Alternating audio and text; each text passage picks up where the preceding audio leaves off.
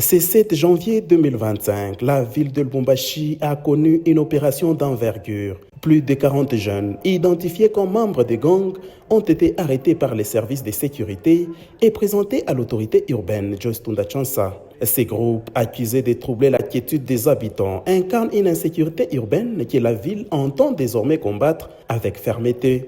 Ils sont présentés comme étant à la base des tracasseries dans les arrêts de bus, extorquant la population. Madame le maire a lancé un appel poignant aux parents, les invitant à récupérer leurs enfants qui traînent encore dans les rues et alimentent ces climats de peur. Elle a insisté sur la responsabilité familiale comme premier rempart contre la délinquance juvénile. Nous allons lancer le message aux parents. Nous avons lancé l'opération pour commencer à arrêter tous ces enfants. On appelle communément les Chegues, les enfants en rupture familiale.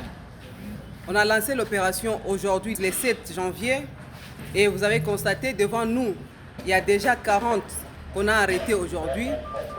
Ces enfants que vous voyez devant nous, ce sont des enfants qui sèment des troubles dans la ville de Lubumbashi. Alors ce sont des enfants qui tracassent nos opérateurs économiques. Ce sont ces enfants ici qui tracassent nos mamans quand elles partent au marché. C'est comme ça que nous demandons aux partis politiques de retirer leurs membres au centre-ville de Lubumbashi.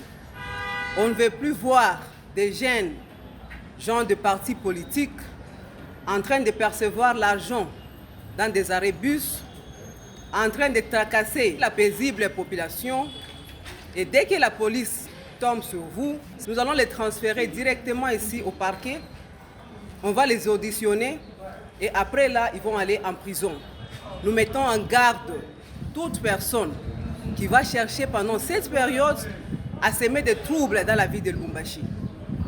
La loi reste la loi. Cette opération, loin d'être ponctuelle, se poursuivra sur toute l'étendue de Lubumbashi afin de restaurer durablement l'ordre. Quant aux jeunes arrêtés, ils seront déférés devant les instances judiciaires pour répondre de leurs actes. Ces coups de filet marquent une étape décisive dans la lutte contre l'insécurité et traduit la volonté des autorités de redonner aux Louchois la sérénité qu'ils méritent.